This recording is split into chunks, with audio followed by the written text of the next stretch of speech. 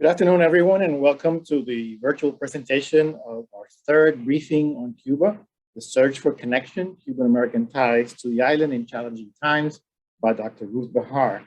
My name is Jorge Duani. I'm the director of the Cuban Research Institute at Florida International University, Miami, which organized today's event. This series, Briefings on Cuba, is a collaborative project among the Cuban Research Institute, the Kimberly Green Latin American and Caribbean Center, and Casa Cuba.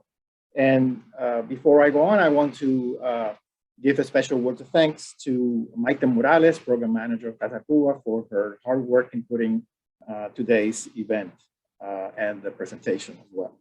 I'd now like to introduce my friend and colleague, Executive Director of Casa Cuba, Maria Carla Chicuen, who will say a few words of welcome. Good afternoon, everyone, and welcome for Casa Cuba at FIU. It is a privilege to be joining our colleagues at CRI and the Kimberly Green Latin American Caribbean Center to host Dr. Ruth Bihar, one of the most renowned scholars in Cuban studies and a dear friend of the university. As you may know, Casa Cuba is a new initiative under development at Florida International University to build a preeminent cultural center for the celebration and preservation of our Cuban heritage and for the rigorous study and discussion of Cuban affairs, past, present, future. I hope that you will all become involved in the effort to build Casa Cuba, and you can learn more about the initiative by visiting our website, casacuba.fiu.edu. Without further ado, I would like to turn it over once again to my colleague, Dr. Duani, and I hope that you will all enjoy today's presentation and further events in our series, Briefings on Cuba. Thank you, Maria Carla. I also wanted to mention before we go on that Dr. Bihar's briefing that is going to be presented today will be available to download on the websites of CRI, Casa Cuba, and LAC after today's presentation. If you want to receive a hard copy of the essay, you can write us at cri@fiu.edu. We'll be happy to send you a copy. Before proceeding, let me remind you that you can ask questions during and after the presentation in by using the Q&A button at the bottom of your screen. And I'll compile these questions and pose them to our speaker after her presentation. So I'm very pleased to introduce our guest speaker, Dr. Ruth Bihar. She is the James W. Fernandez Distinguished University Professor of Anthropology at the University of Michigan in Ann Arbor. She is a prolific Cuban-American anthropologist and award-winning writer whose work spans academic studies, poetry, memoir, and fiction. She has conducted ethnographic fieldwork in Spain, Mexico, and Cuba, and is known for her humanistic approach to questions of identity, migration, diaspora, and the search for home in our global era. Born in Havana, Cuba, to a Jewish Cuban family, she moved as a child to New York City after the Cuban Revolution in 1959. She earned her PhD and MA in anthropology from Princeton University and her BA in literature from Wesleyan University. She has received numerous awards for her work, including a MacArthur Genius Award, a John Simon Guggenheim Fellowship, a Distinguished Alumna Award from Wesleyan University, an Excellence in Education Award from the University of Michigan, a Fulbright Senior Fellowship, and a Rockefeller Foundation Fellowship at FIU's Cuban Research Institute. She is the author of 5 scholarly books, including Traveling Heavy, a memoir in between journeys published in 2013, An Island Called Home, Returning to Jewish Cuba, 2007, and The Vulnerable Observer, Anthropology That Breaks Your Heart, originally published in 1996 and reissued in 2022. She's also the editor or co-editor of several volumes, including The Portable Island, Cubans at Home in the World, published in 2008, Bridges to Cuba, originally 1995 and reissued in 2015, and Women Writing Culture, published in 1995. Her documentary, Adiós Querida, Goodbye Dear Love, a Cuban-American woman's search for Sephardic memories from 2002 has been shown all over the world, including at FIU. She recently published 2 novels for young readers, Letters from Cuba in 2020 and Lucky Broken Girl in 2018, and the picture book, De Fortuna's New Home, A Jewish-Cuban Journey, just this year. She's a member of the American Academy of Arts and Sciences, and she's also one of the creators of the blog Bridges to from Cuba. Without further ado, I give you my esteemed colleague and friend, Dr. Wu Bihar.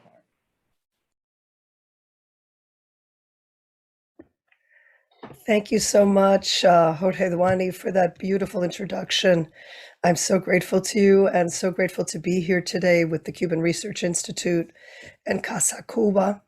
I hope you'll pardon my laryngitis, which has come at a very inconvenient time, but hopefully you'll be able to still enjoy this talk. I'll do my best. I have my tea and my water right next to me. So thank you so much, Professor Duani. Jorge, really wonderful to have worked with you on this piece. Really glad to have had the opportunity to write it. I wouldn't have written it otherwise.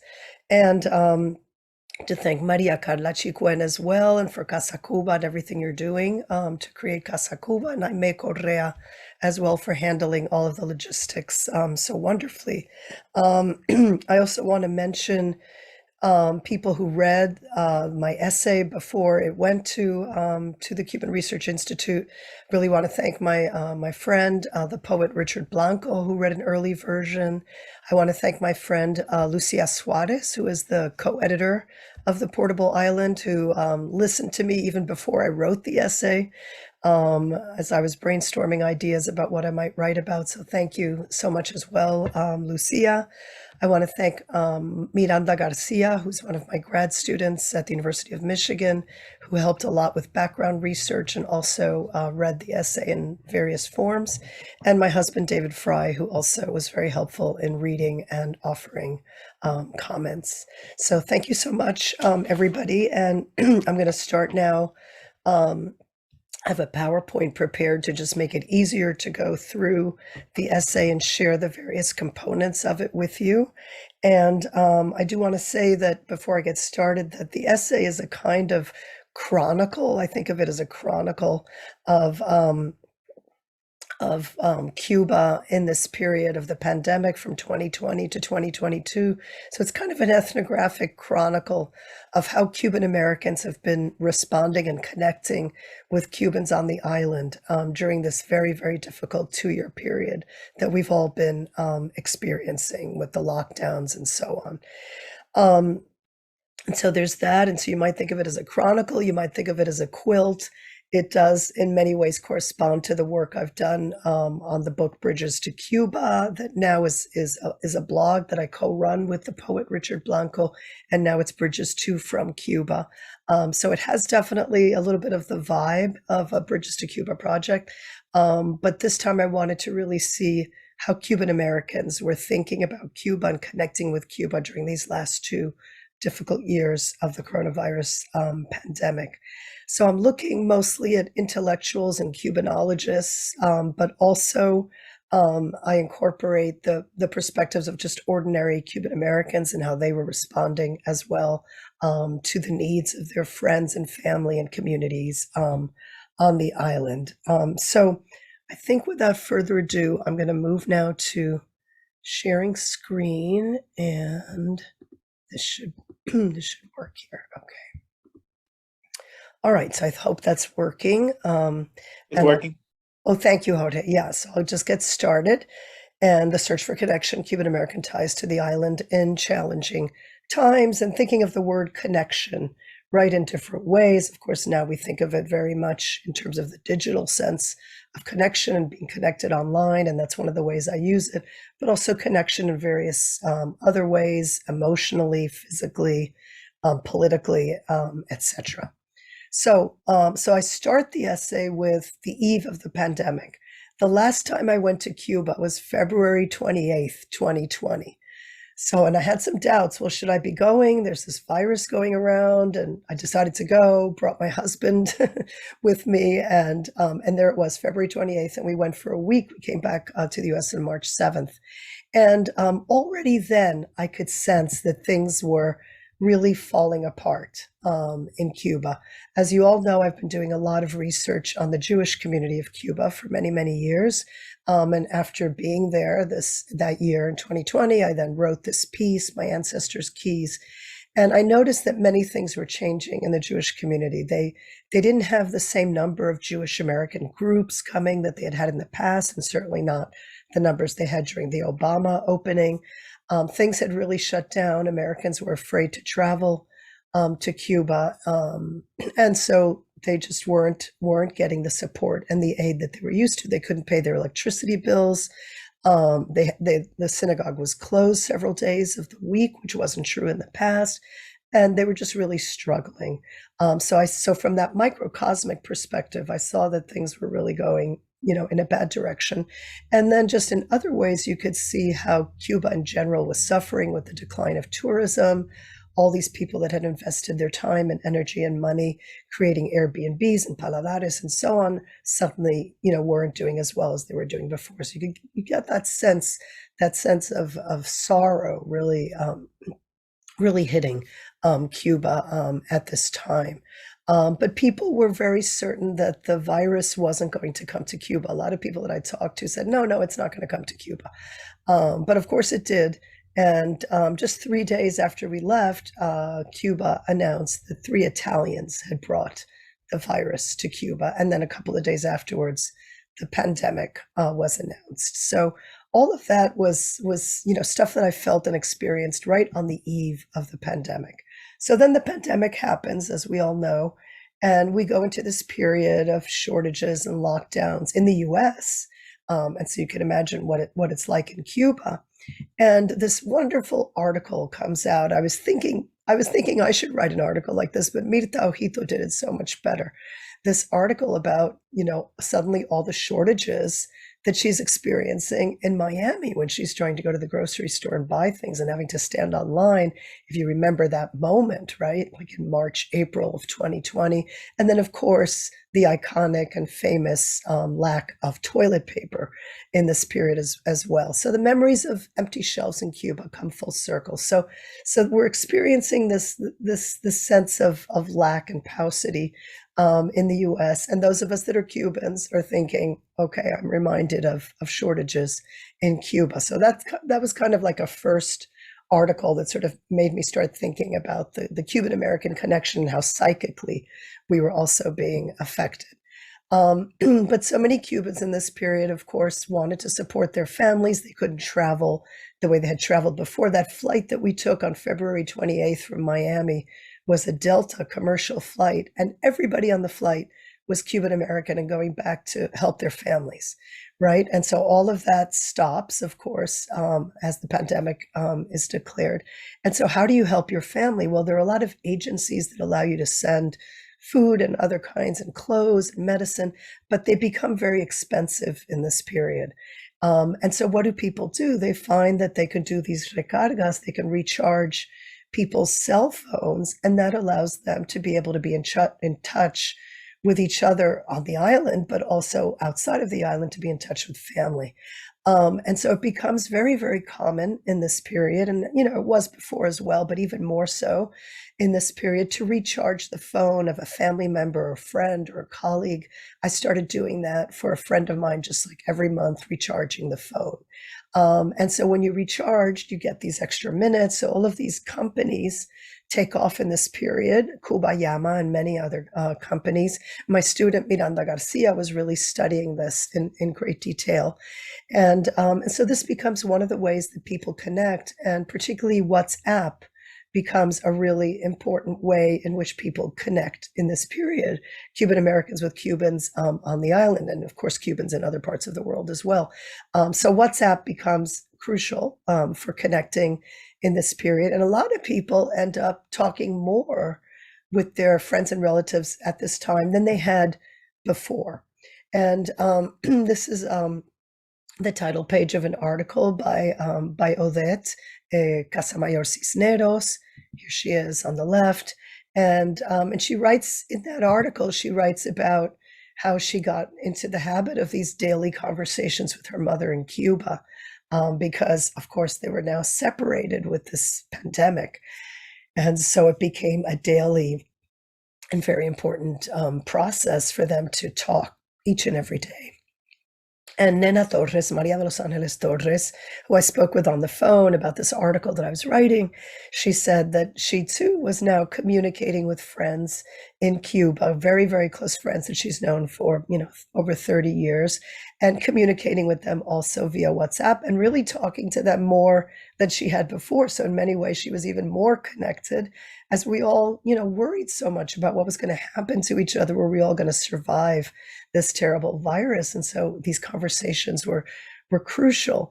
And so she talked to me about that and, the way in which WhatsApp became very important. And then in many ways, talking to her friends in Cuba wasn't so different from talking to her friends in the United States, because with all of them, they were all virtual conversations. She wasn't seeing the friends here and she wasn't seeing the friends there. So I thought that was so interesting as well, how our modes of communication were changing at this time. And I contacted Eliana Rivero, of course, the great literary scholar, and asked her if she wanted to contribute to this. And she wrote a poem as she herself was suffering from COVID at the time. I think of those people in my former hometown of Havana.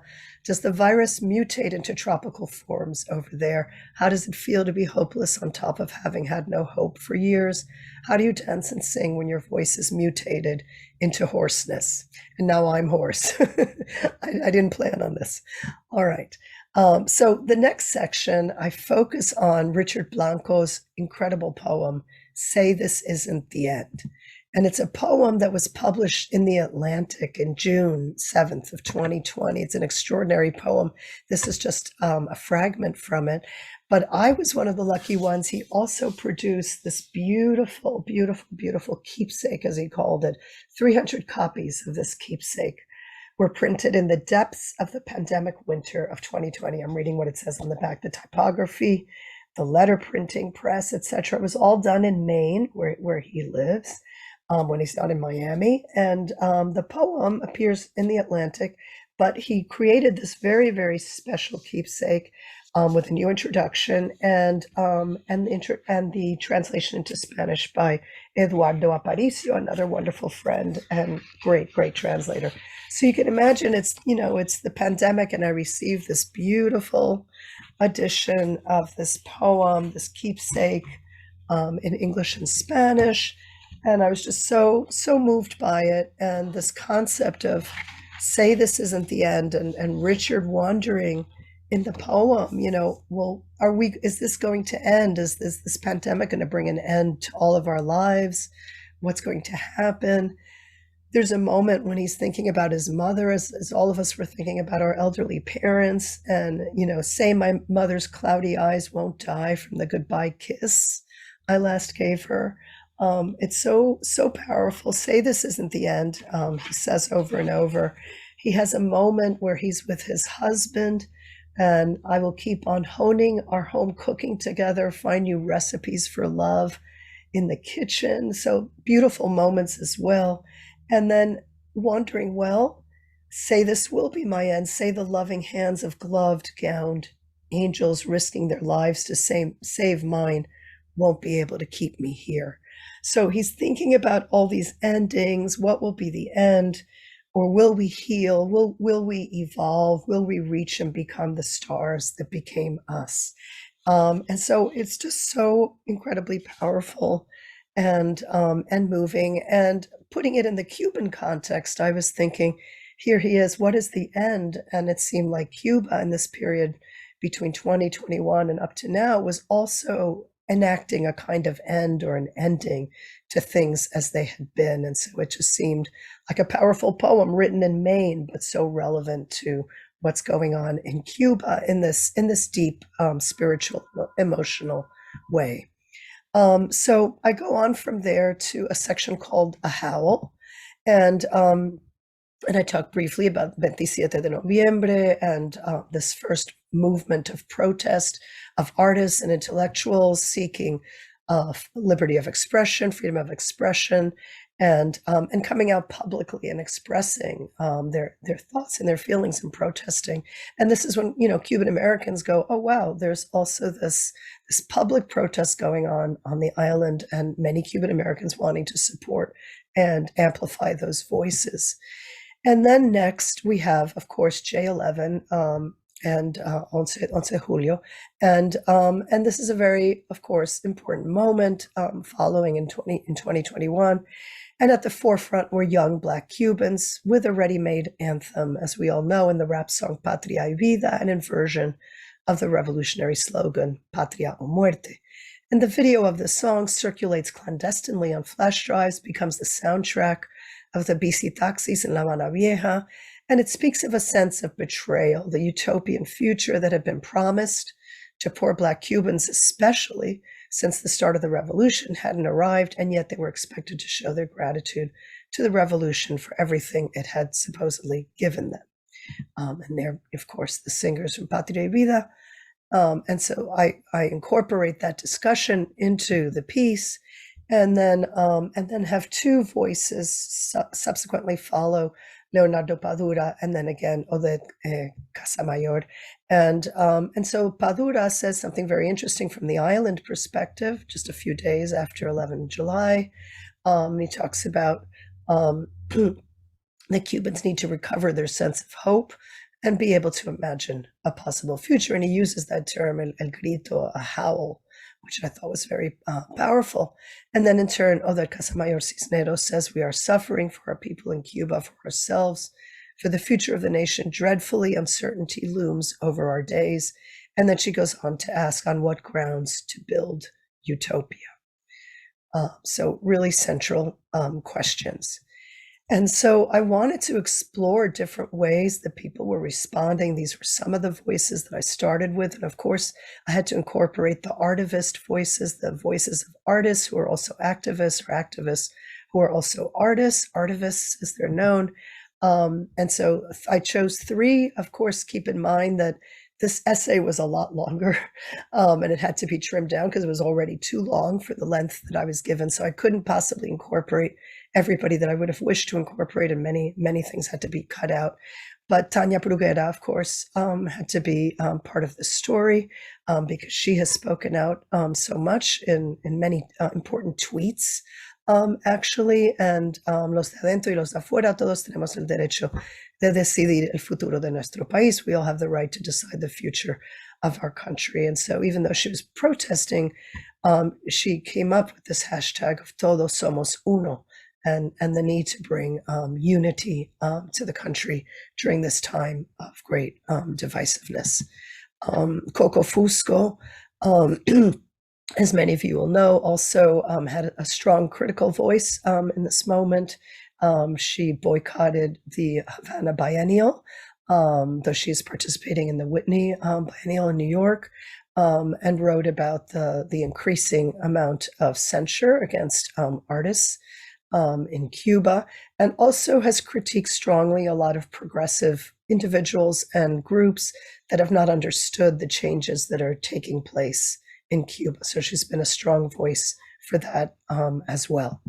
And then a younger figure, Vanessa Garcia, about her pen echoing, which I think is so interesting, in calling herself the bridge. I am the bridge. And so as a Cuban-born, as an American-born Cuban, really trying to speak both for those in Cuba that are raising their voices, but also for the voices of her grandparents, who were the ones who left Cuba and began the journey in Miami. So speaking for them as well as for the new voices in Cuba. And she's written a lot of very poignant and powerful essays about this. So this is sort of my trio of the artivists. And then I focused on different kinds of voices that I found to be retrospective, introspective, and prospective, offering these different gazes on Cuba. A really powerful and beautiful essay by Ada Ferrer, who I know from way back, from when she was a student in history at the University of Michigan. And this is a very, very powerful essay in the New Yorker, in the personal history column. And it's about her brother, Poli. Her brother was left behind in Cuba at the beginning of the revolution. Her mom wanted to take him, but her first husband, the father of Poli, wouldn't let her take him out of Cuba. So she left with Ada and I think her sister as well. And And so much later in 1980, he leaves Cuba with Mariel, and his rage and his sorrow is such that he never forgives his mother and never forgives his sisters either. And so the pain and and the violence as well that connects with all of this is so powerful. And Ada's relationship to this brother is so powerful. He ends up dying at the time of the pandemic, right around the same time that their mother dies. So it's a very, very powerful piece, again, about the connection between Cuba and Cuban-Americans. And then, interestingly, just a few months later, she publishes her major and sweeping account of the history of Cuba. So all of this is happening in this period of the pandemic. And then Margarita Engel, I incorporated as well into this essay since I think the work she's doing is so incredibly important. She writes for children and for young people, for children age 5 and for young adults as well, teens. And this is just some of her books. Her output is very, very prolific. Your Heart, My Sky takes place during the Periodo Especial. So she's introducing kids to the special period as a historical moment, but also as seen through the personal perspective of two young people, two young characters in the story. She also writes about women's suffrage and the Machado period in Rima's Rebellion. So she's constantly illuminating different historical moments in Cuban history and doing this continually. And she has a new book coming out now about Cubans recently leaving through Latin America and up through Mexico. So another kind of gaze on Cuba, introspective and historical. And I wanted to incorporate Emilio Cueto's book, which as I have here, it's just such a beautifully conceived and designed book, Delivering Cuba Through the Mail. And so he focuses on stamps, on Cuban stamps, and all kinds of ways in which Cuba is represented in stamps all over the world. And he incorporates every kind of stamp, revolutionary stamps and stamps having to do with Celia Cruz or El Coco Taxi.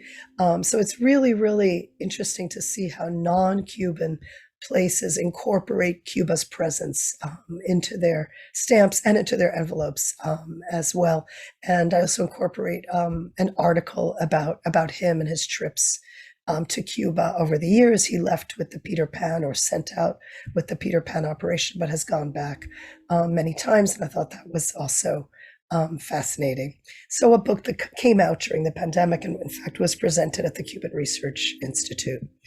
And so to end, or get close to ending now, hopefully I haven't gone too much over, wanted to also mention Magdalena Campos, who has a very interesting project in Matanzas, where she's from, to fix up the city and to create artist spaces and studios and places where people can get together and talk about art and literature and culture and so on. And so she's been involved in seeking funds to really make Matanzas a more livable, sustainable, and artistically rich city. So I think that's another interesting way that an artist can go about connecting with the island and connecting with Cubans on the island.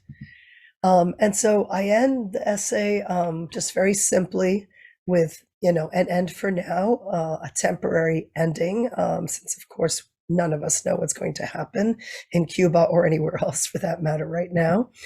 And I go back to Leonardo Padura because he is in Europe just before July 11th. He's in Europe and he's asked, what would you like to see when you go back to Cuba? And he says that his dream is to just be able to walk to the corner to the shopping center that's 60 meters from my house and go buy some yogurt. I'm addicted to it and need to eat it in the morning for breakfast. So my dream is one day I'll go buy yogurt in Cuba without suffering. During these months of the pandemic, I've looked for it in Guanajuato and Bauta. I've stood in line for 4 hours. I hope one day I'll buy it on the corner without any fuss. Am I asking for too much or too little? And I thought that was just so interesting, right? Like what do Cubans want? What will make Cuba better? And it might be something as simple as being able to get yogurt, but is that too little? And so I think wondering about what's next is very interesting. And I found this quote powerful. And then, I end with, again, with a very simple thought. What will be, we don't know what will be the new beginning that so many long for and have only started to imagine. Has Cuba tired of dreaming of utopias? Is it time for Cuba to become a quote unquote normal country in these not yet normal times? The future must be shaped by all of us Cubans on the island, outside the island, and we'll need to dream, I think, as Padura is suggesting, both big and small at the same time. Thank you so much. Thank you, Ruth, for your wonderful presentation, for the paper on which it's based, and thank you for making the extra effort to talk to us, even though you have that laryngitis. So let me remind the virtual audience that you can send your questions by clicking on the Q&A button at the bottom of your screen, and I'll be happy to pose those questions for our speaker. In the meantime, I wanted to ask you a couple of questions just to get the conversation started, and then hopefully we'll get more questions. Can you say a little more about your experience with the Patronato when you were there in February? I know that you wrote a full article on it, but perhaps for those of us who haven't read it, what exactly did you feel when you visited the Jewish community in Havana? Yeah, well, I've been documenting the Jewish community for about 30 years, since early 90s. So I guess it has been 30 years. And, when I first started to document it, it was like the beginning of the revitalization of Judaism in Cuba, and of course, other religious faiths as well, Catholicism, Protestantism, Santeria, Palomonte, etc. I mean, religion was experiencing this moment of revitalization after the Cuban government essentially made it possible for Cubans to be members of the Communist Party, and also to have a religious faith or to practice religion if they so felt. And so that was a huge shift. And I got there as that shift was taking place, and suddenly I saw people, wearing a crucifix or wearing a Jewish star in Cuba. So that huge change took place. And then many in the Jewish community, many American Jewish groups started coming to Cuba in the 90s, in the Clinton period, and even in the Bush period. They came because it was a humanitarian thing that you could travel to Cuba on a religious visa and help religious communities in Cuba. So I got to see that community revitalize and grow, and people become active in the community and become really excited about learning about Jewish history and Jewish tradition and faith, etc. And so that continued pretty much, into the 2000s, and pretty much into that Obama period as well. And where there were just a lot of activities going on in the synagogue. So people were going Friday night for religious services, Saturday morning for religious services, and then the synagogue would provide them a meal, Friday night and Saturday lunch. And they would also provide transportation. So there was like all of this assistance and help. And it was really quite amazing. And they also have a Sunday school, which they continue to have. So they had like a whole program of support for people who wanted to be part of this community. And so what I started to see in 2020 was all of that falling apart, that whole program of activities, of events, of education. They were trying their best to maintain it, but they couldn't even pay their electricity bill. So so people, how do you have people come to the synagogue if you don't have the lights on, if you don't have the air conditioning on, etc. So I saw that starting to happen. And then Jews in Cuba have the possibility, if they like, to request asylum in Israel. And so that's something that has been going on since the 90s. And I noticed that many more people seem to be requesting to leave the island, and now actually many more since now in the period of the pandemic, those numbers have increased even more because of all the shortages. And so the change of currency, which hadn't happened yet when I was there in February 2020, but was about to happen, the change of currency now has really, really hurt the community tremendously, and the inflation. So all of that, like all those dinners that they would give to people, like a chicken dinner, is almost impossible to do now because it's so expensive to get the food, to provide it to people. So the community was unable to provide as much as they had before. And it just looked sadder because people weren't coming through, like the patronato that you mentioned there, and that's in the photograph. The patronato was always like this mecca, this place, people always passing through, foreigners going, oh, tell me about the Jewish community. I just found the synagogue. Wow. So you'd see like people like that. And I would spend hours at a time in the synagogue, and all these people would be passing through, and then members of the community would be passing through.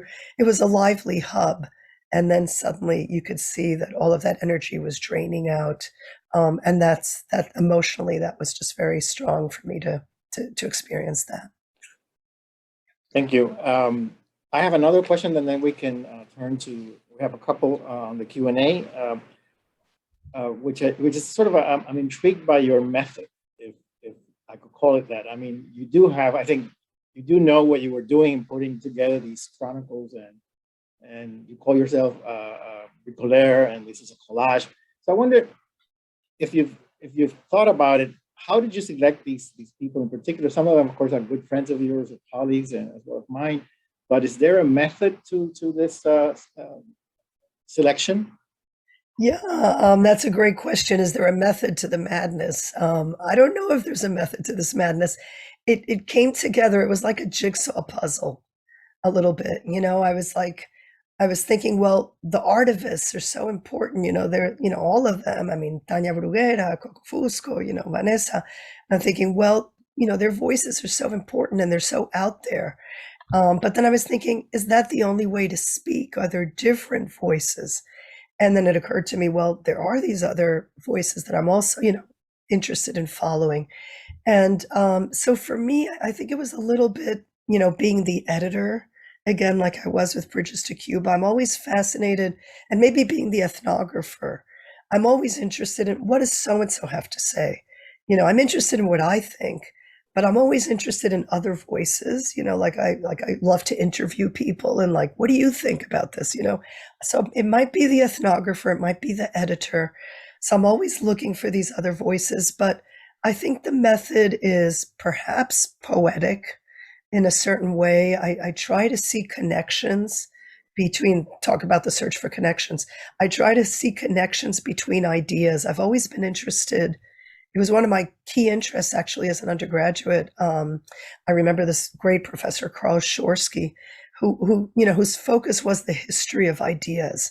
And I've always been interested in ideas and how ideas connect, and how does this idea come from this idea, and how do people learn from each other, and how do ideas come together?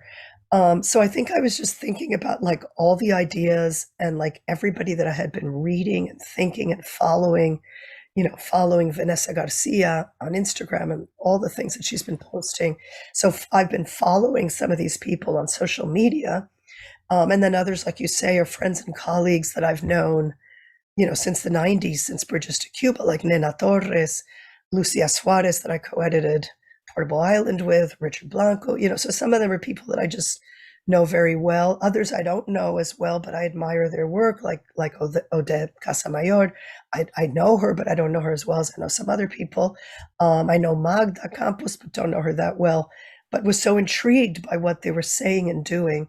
And so, as you know, the article was much longer in its original form, so it had to be cut down. And, and of course I kept thinking there were many more people. I mean, I had a Google Doc with all of these different people that I had investigated and quotes from, many, many people. So it was this huge mosaic.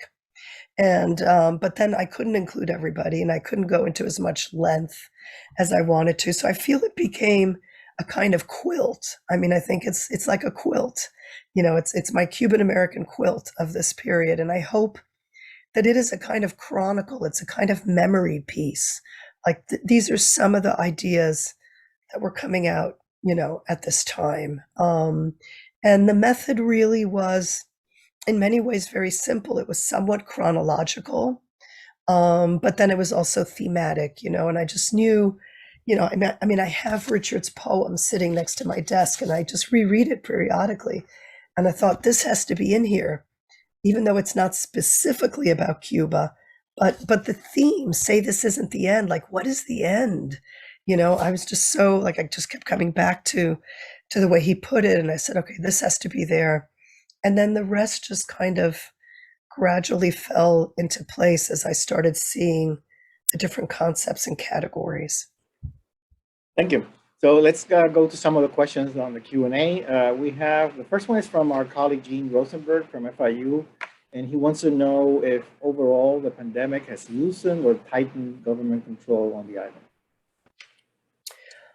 That's a great question. I don't know that I'm the best person to answer that because I don't know that that's my forte.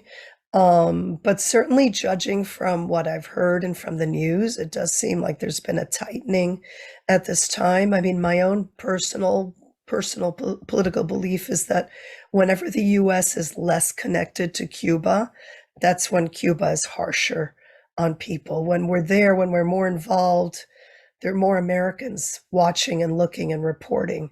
And I think that makes a big difference. So that would be my own personal opinion. We would definitely need to have that confirmed by voices on the ground, but that's my sense. Okay.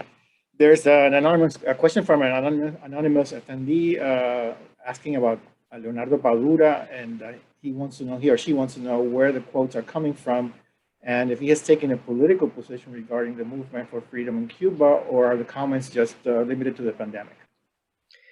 Yeah, I don't know that he's taken a clear political position, but he's definitely been supportive of the protesters from what I can see in these articles that he has published.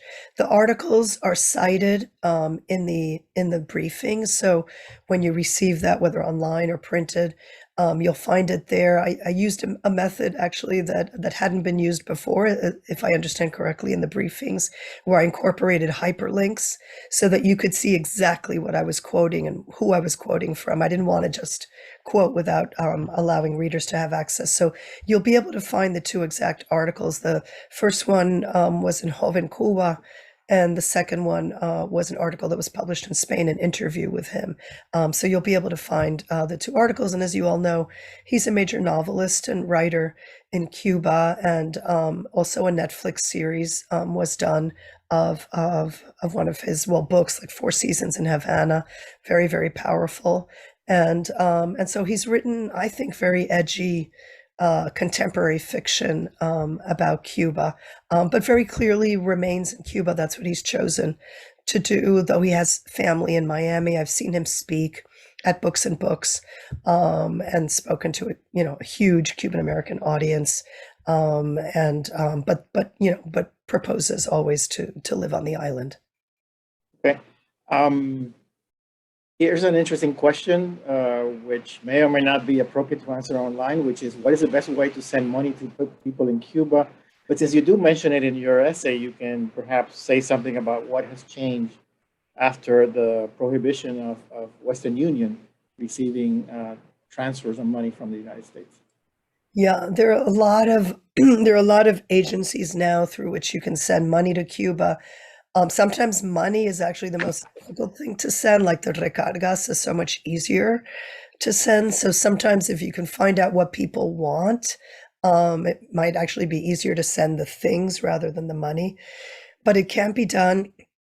There are a lot of agencias, definitely in Miami.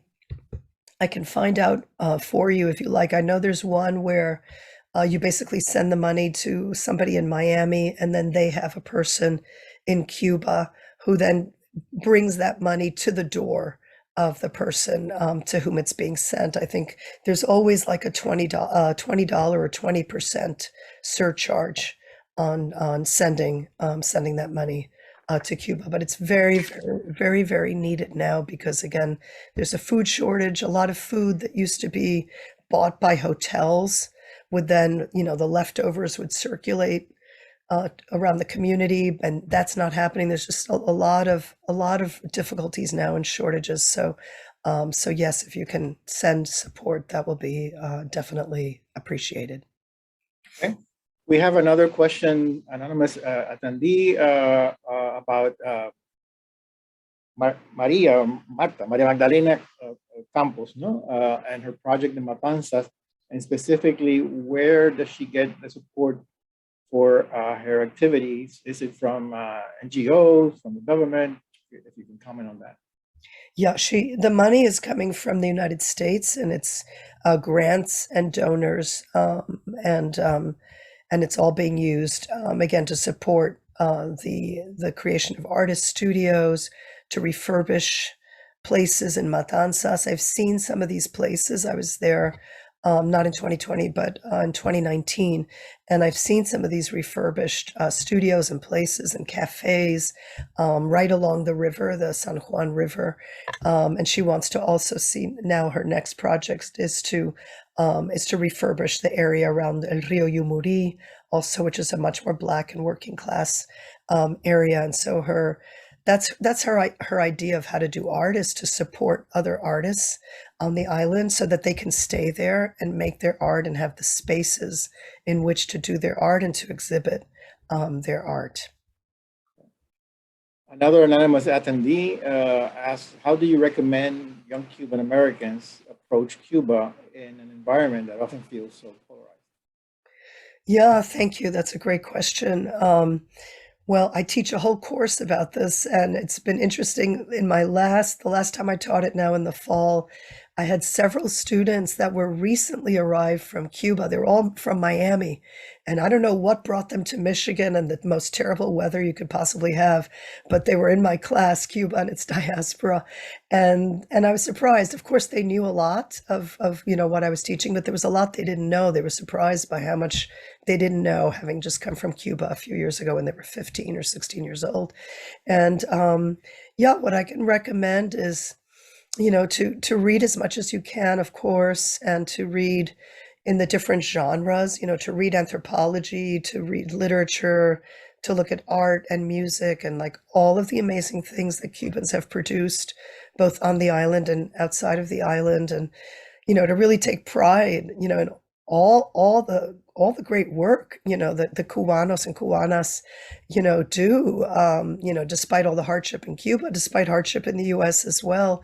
It's really quite extraordinary. And of course, come to these events at the Cuban Research Institute and support them as well, because, Jorge Duani is always creating a space for many different voices to be heard. I mean, I think being open to the different voices and listening to them and trying to take in as many different perspectives as possible, while also remaining real about the suffering that is taking place. I think all of that needs to, in some way, be brought together as young Cuban Americans figure out, what's going to be their position on this place that they've heard so much about and that their families have told them so many stories about. Great. Here's a question by Jack Kern, who wants you to comment on the irony of Russia gifting wheat to Cuba now. And where do you see this going? I guess the Russia-Cuba relationship. Yeah, that's a tough one. It's so complicated, especially because Russia basically abandoned Cuba, in the 90s, during the special period when, the country just was in one of its most terrible moments. And now it's in another terrible moment. People say this is a worse moment than the special period. And that was really terrible. Hunger and so much else was going on. And of course, the Balseros leaving desperately. And, the early 90s was a horrible period, and Russia just really abandoned Cuba. But now, of course, it's part of the continuing, I guess, the new Cold War, I guess, that is now emerging in this complex, tense relationship between the U.S. and Cuba, between the U.S. and Russia. So this new Cold War, and so it's always convenient for Russia to now come in and support Cuba to, of course, aggravate that relationship further.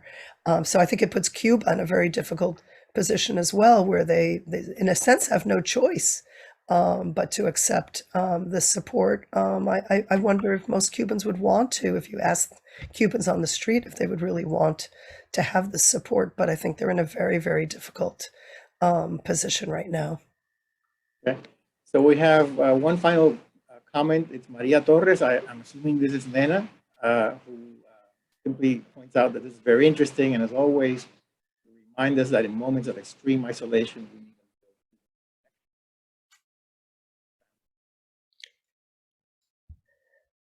just a comment. You know, I lost part of the, let me see if I can see it here. Yeah, let me repeat it. Oh, So yeah. she knows that you are talking about the need to build human connections in moments of extreme isolation.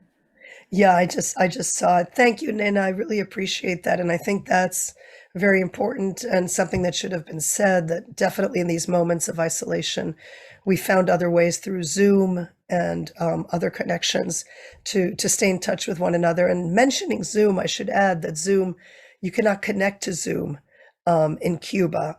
So that's another interesting thing to know, that Zoom became so common for us here. Um, but couldn't be used to connect to Cuba. You had to use WhatsApp and other platforms. So definitely, yes, thank you. Okay,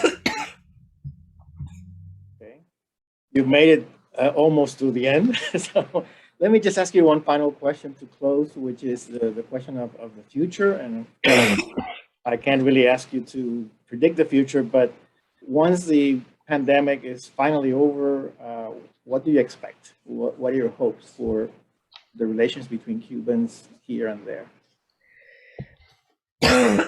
Sorry.